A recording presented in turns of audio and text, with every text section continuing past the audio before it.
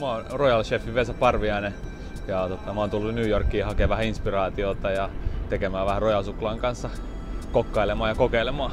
Tänään tehdään baageleita, joka on mun mielestä New Yorkin yksi tärkeimpiä kulmakiviä ruokailussa. Sitä syödään aamiaiseksi, lounaaksi, iltapalaksi, illalliseksi.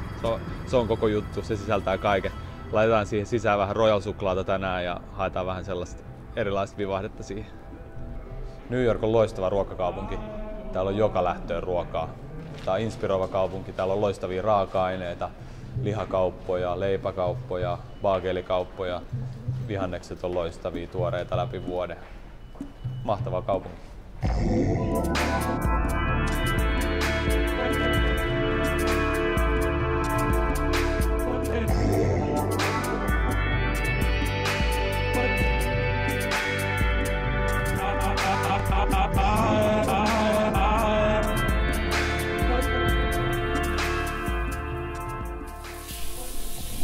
Eli kuumalla grillipannulla olen ottanut värin tähän marmorihärkään.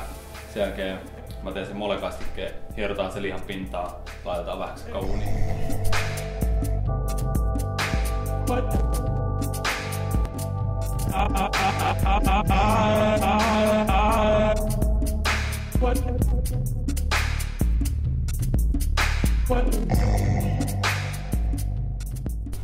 Lähdetään sulattaa suklaata, tuohon suklaatuorejuustoon. Yksinkertainen juttu. Maustetaan tollanen vajaa teelusikallinen kaneli ja sitten limenkuorta. Sitten tehdään marinoitua lehtikaalia ja korianteria.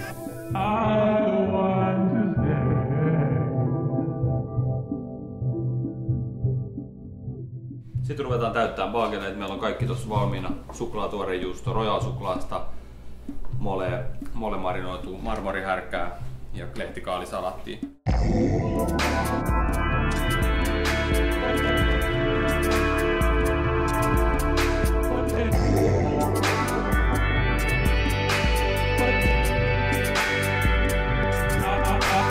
Baagelit on tehty ja kääritty papereihin. Suklaajääkaahvit on valmiina ja kylmänä.